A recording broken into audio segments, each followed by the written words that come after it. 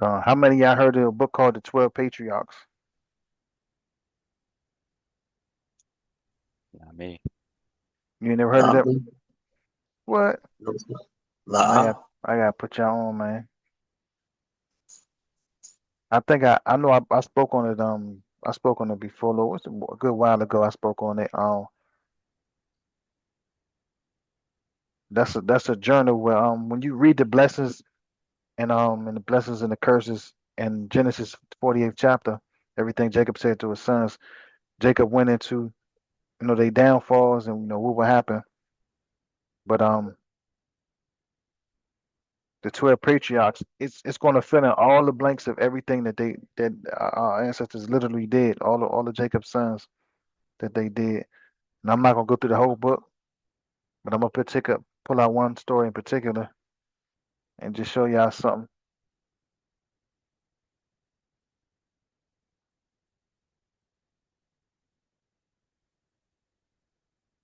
All right, this was fun. Let me reshare my screen again. I'm gonna pull that up. But first, I'm gonna go through a few scriptures. All right, and we know Paul in Paul's writings a lot of time people misconstrue what Paul's saying, or they don't get the proper understanding of what he's talking about, and it could sound like he's saying A, B, and C when he's talking about X, Y, Z. But let me share again.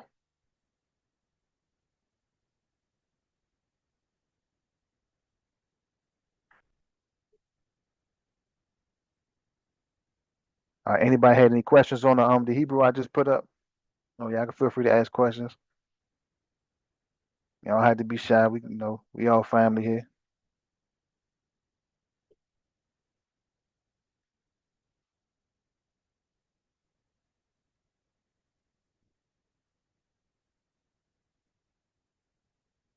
Ak Moses or Ak Rob, y'all feel like reading today?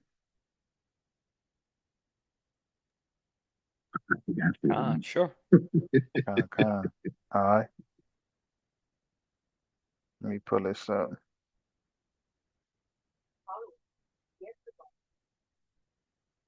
All right, so first I'm gonna open up in the book of Romans.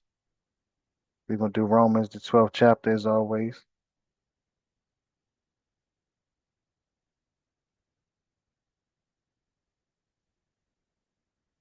All right, it should be up now. There we go.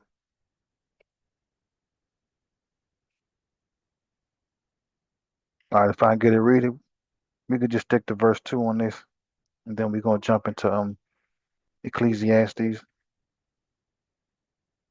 Like, anybody can grab that one. Romans 12 and 2.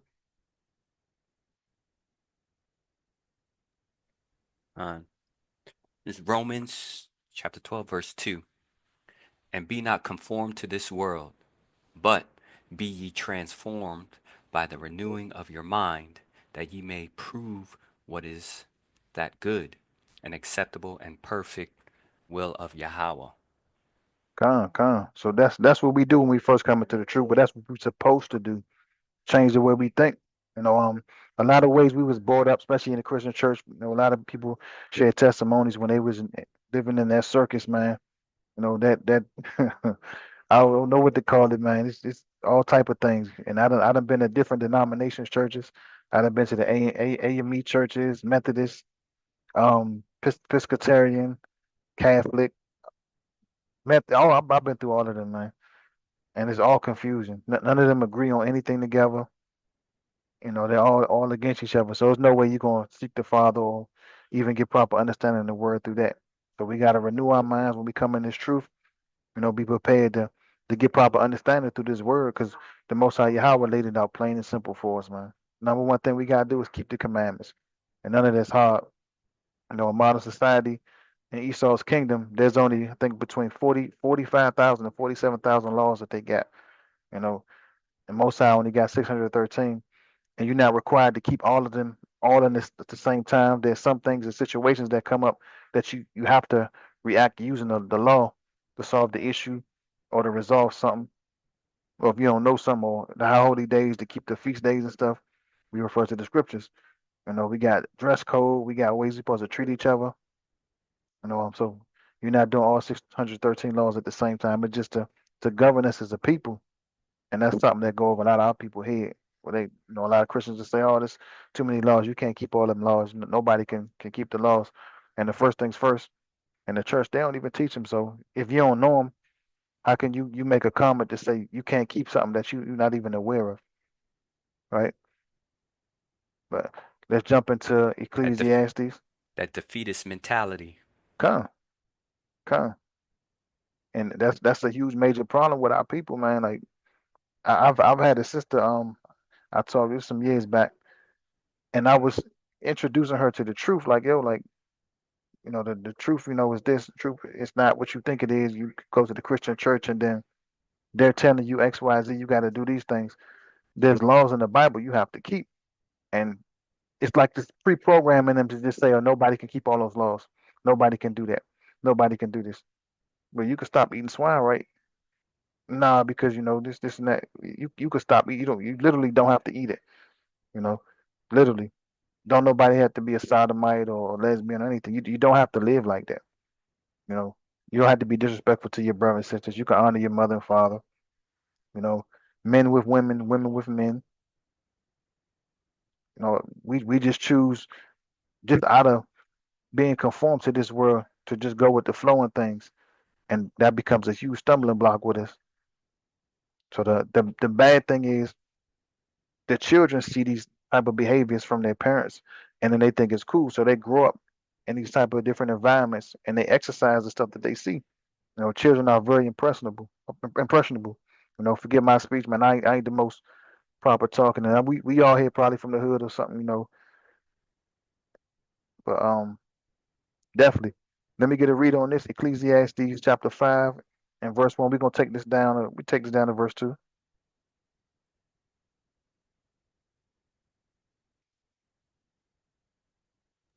Uh, it's Ecclesiastes chapter 5, verse 1. Okay. Keep thy foot when thou goest to the house of Yahweh, and be more ready to hear than to give the sacrifice of fools, for they consider not that they do evil. Come. We gotta listen. That's what the most I want. Listen. Me and the family, me and my family, we was reading something in the word earlier. And when I say Israel, we some hard headed ass niggas. We some hard headed ass niggas. And I mean that out of love. Though when you talk to Christians like that, you can't use this word. You can't look, man. Niggas in the Bible. Come on, man. Let's stop it. Let's stop because I know y'all go listen to Beyonce. Y'all play the Kendrick Lamar songs. Y'all play everything. Listen to everything, man. All the rappers, and you get offended when you hear somebody saying it. Everything is in this. It's in the scriptures. Ain't nothing new under the sun. But we gotta listen, man. Twice as hard, man.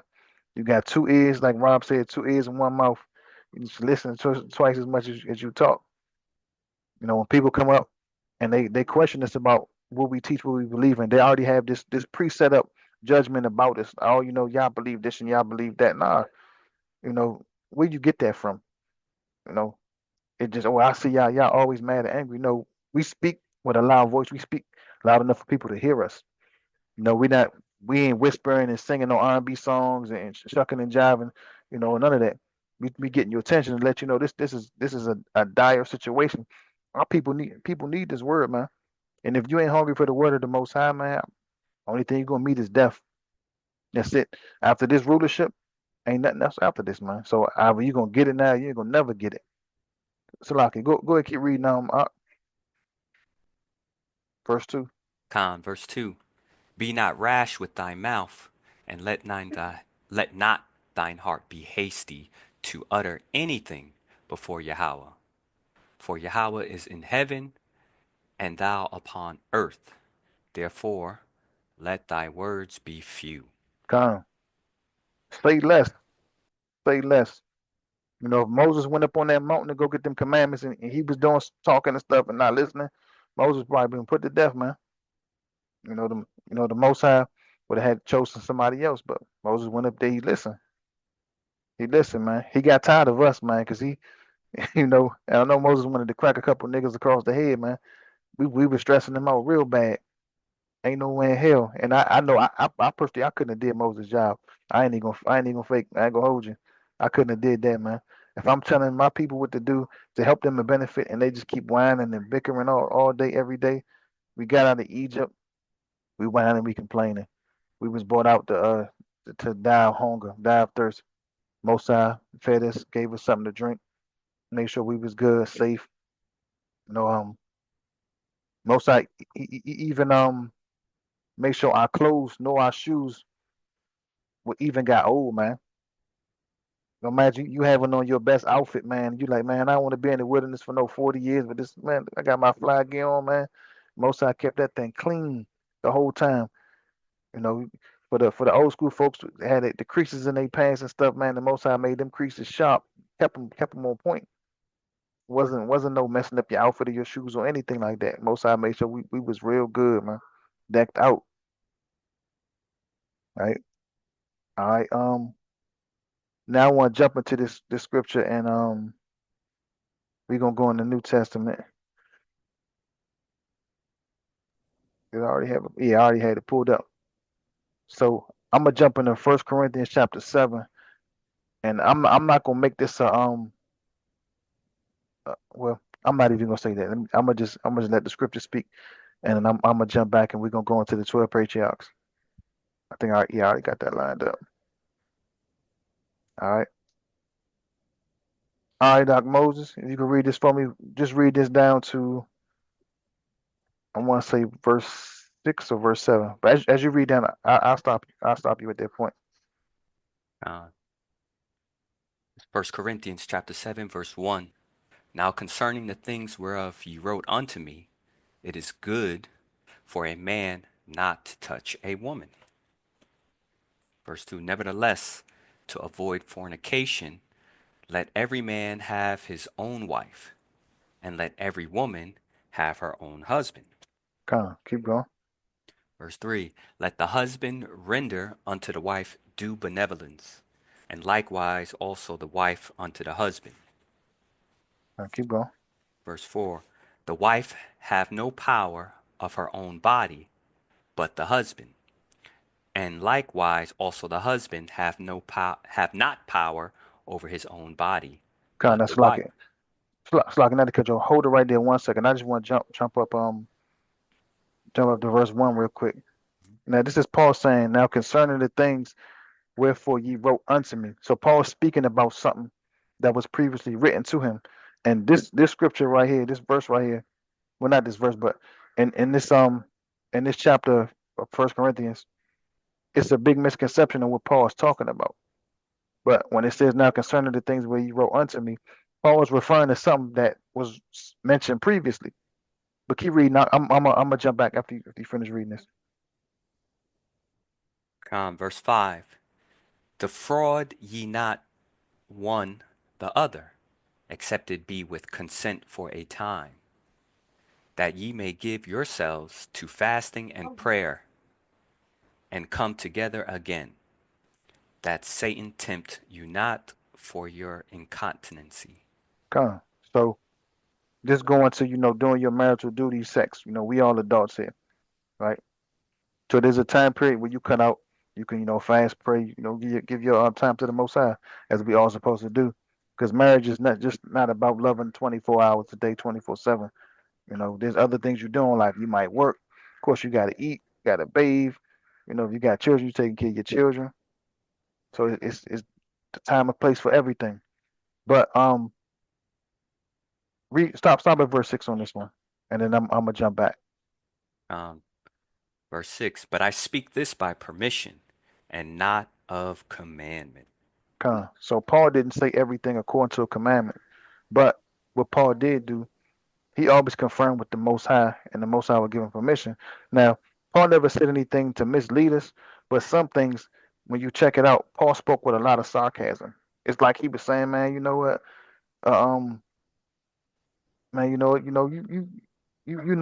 you did, man, or he trying to trip you up on his word. He spoke with a lot of metaphors and stuff like that, and it kind of like mind boggled people. So they would be like, wait a minute, hold on, are you saying I can't do this, or what are you saying? I can't, or can't? And he would say these things to make you think.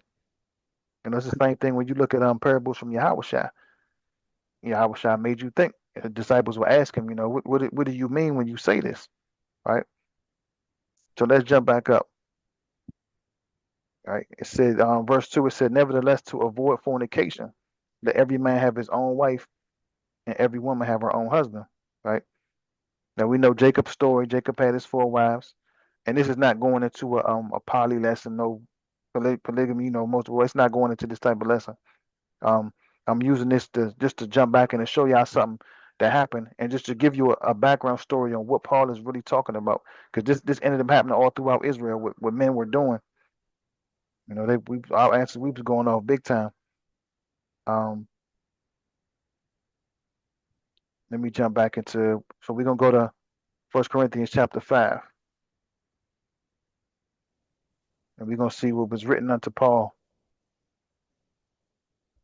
All right, Moses, you read that for me? 1 Corinthians chapter 5, verse 1. It is reported commonly that there is fornication among you, and such fornication as is not so much as named among the Gentiles, that one should have his father's wife. Now we know according to the laws, you know, there's your dad might have your mother, and he might have another wife, and we know definitely according to the laws, a man can't sleep with his mother nor his father's wife. So this in chapter 7 is what Paul was referring to. And when I go to the 12 patriarchs, I'm gonna show you exactly who did this, and we should all know, go back into the book of Genesis to see who did it. But in the 12 patriarch, it's going to give you a broader background story on what literally happened. All right. So let me jump into this law real quick. Let me get the one out of Leviticus 20 first. All right. Read this for me. Moses, Leviticus 20 and 11. Leviticus 20 and 11. And the man that lieth with his father's wife hath uncovered his father's nakedness. Both of them shall surely be put to death. Their blood shall be upon them. So this is what Paul was talking about. A man having sex with his stepmother. It's just because it's not your blood mother, you didn't come out of her womb. That's wrong too. But definitely, even if it's not your stepmother, you can't lay with your stepmother. And this is what a lot of our ancestors was doing in the New Testament, and they was learning this foul, abominable behavior from the other nations, and they learned it so much. Paul was like, man, like basically, y'all worse than the Gentiles, y'all worse y'all worse than the other nations doing this. What's wrong with y'all? This is not our custom, not our culture. I got another one. Yeah, and I think that's why it said in First Corinthians, the Yep, tab that you had, it says not mentioned as much of the Gentiles or something like that. come, pull that back up. Yeah, It says not so much as let- named among the Gentiles, meaning come, you don't even hear about them doing it, and you guys are doing it the worst. yeah.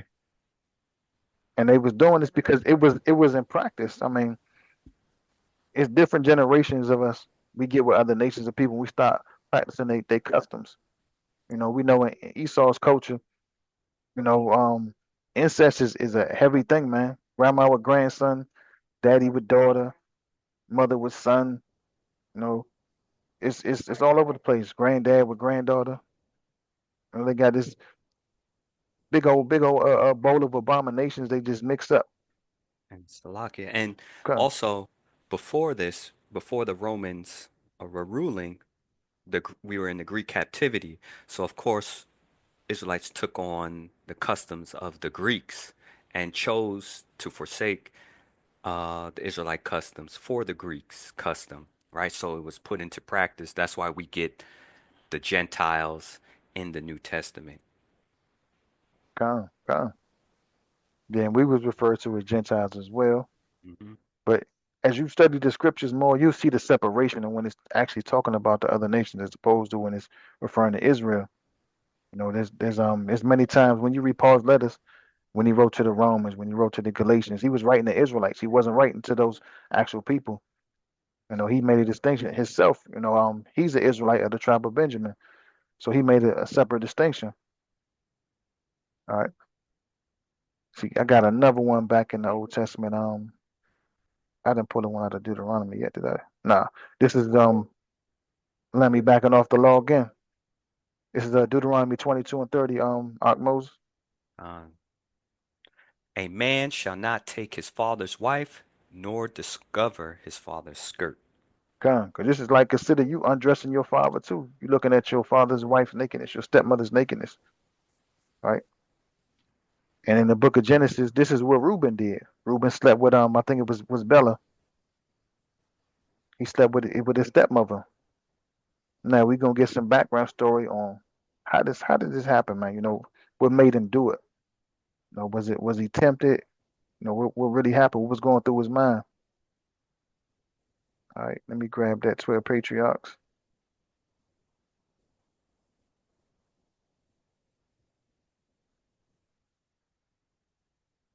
Kind of for those y'all that never read this before, man, this is definitely something y'all want to get your hands on right here.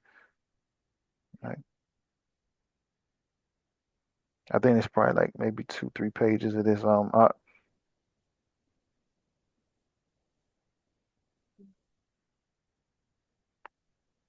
You want me to start? Yeah, yeah. I'm gonna have you read this whole thing. I think it's like 3 pages of Reuben's story, and it's going to explain to you what happened, and we're gonna see by understanding with Reuben what happened in this case. You know why it was happening in the New Testament it's like when you got Paul talking about it, why he brought it up. But go ahead, you good? Go ahead. Uh, the Testament of Reuben concerning thoughts. The copy of the Testament of Reuben, what things he charged his sons before he died in the 125th year of his life, when he was sick 2 years after the death of Joseph, his sons and his son's son were gathered together to visit him. And he said to them, my children, I am dying, and go the way of my fathers. And when he saw there Judah and Gad and Asher, his brethren, he said to them, raise me up, my brethren, that I may tell to my brethren and to my children what things I have hidden in my heart, for from henceforth my strength fail me. And he rose and kissed them and said, weeping, hear, my brethren, give ear to Reuben your father, what things I command you.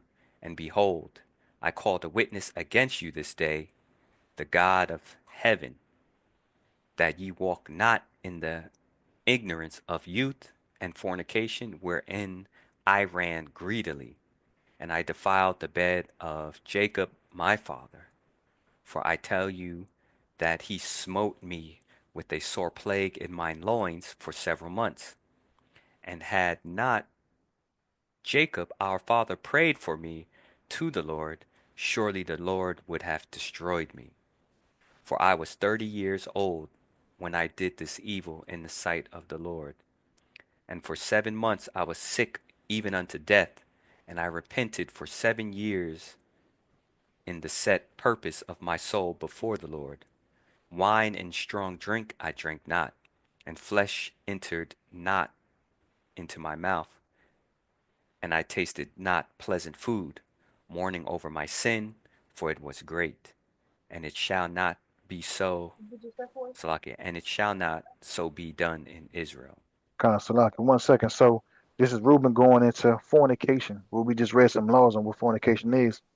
You know, there's a people, certain family members, well, not certain family, but of the nation of Israel, and within your family, people you can't touch.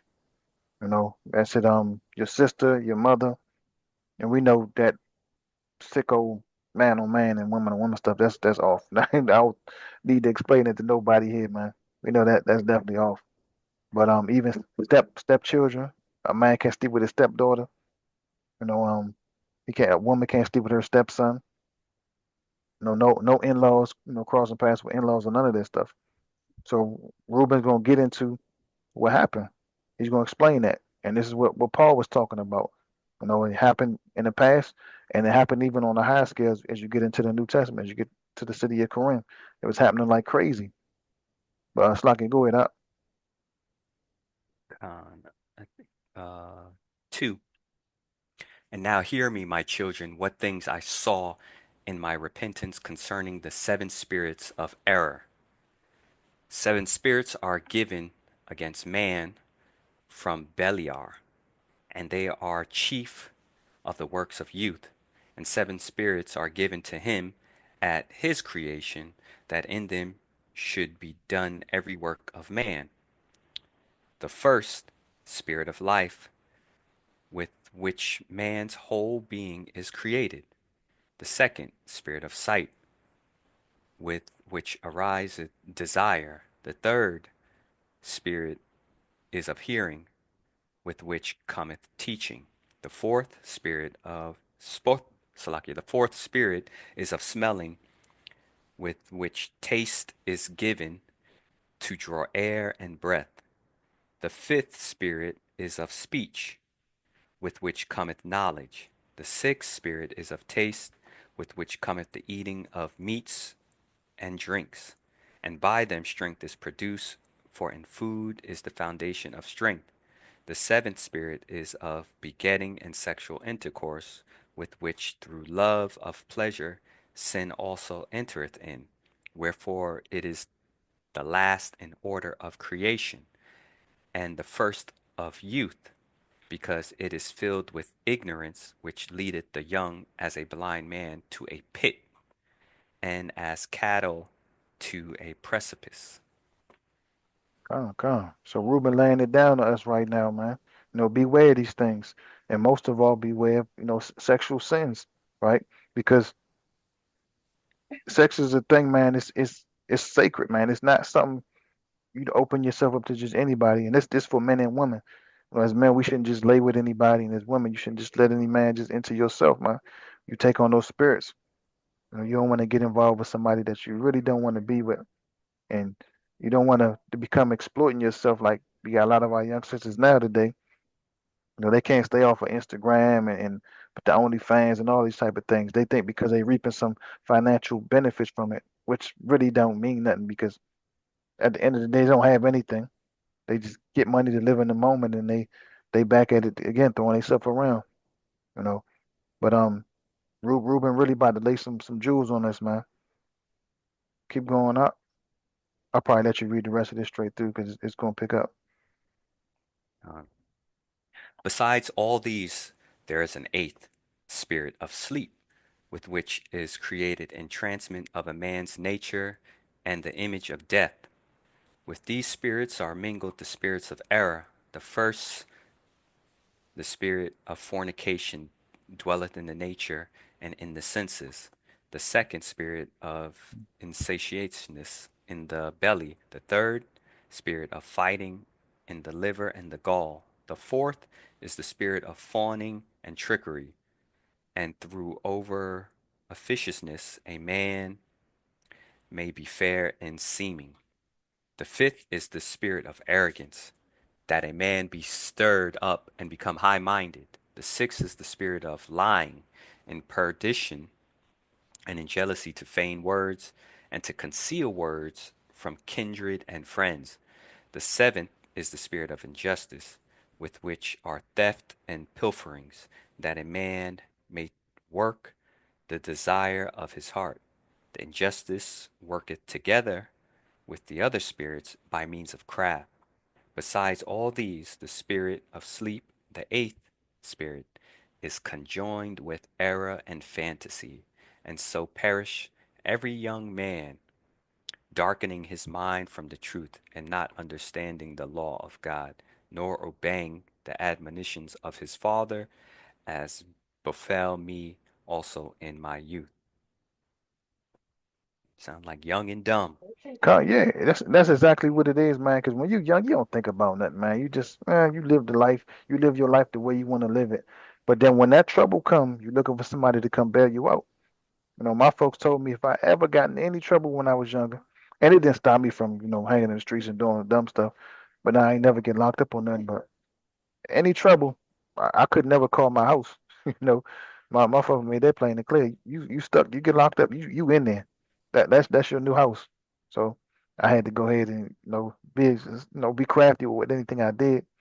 But I learned a lot of lessons, and the sad part was a lot of people I would hang with, friends and stuff I was growing up with, a lot of them end up getting killed. So that was my wake up call right there. I'm like, yo, I gotta step back, man, because this could be me. So Reuben is warning not just his children, not just his tribe, but all of us, man, through his writings, man. Beware of these things. Don't let these things overtake you. Be smart. Think. You know, he didn't heed the law as he should have, and he made a great mistake. The Most High almost took him out, but his father had to pray for him. Jacob had to plead with the Most High to preserve his life.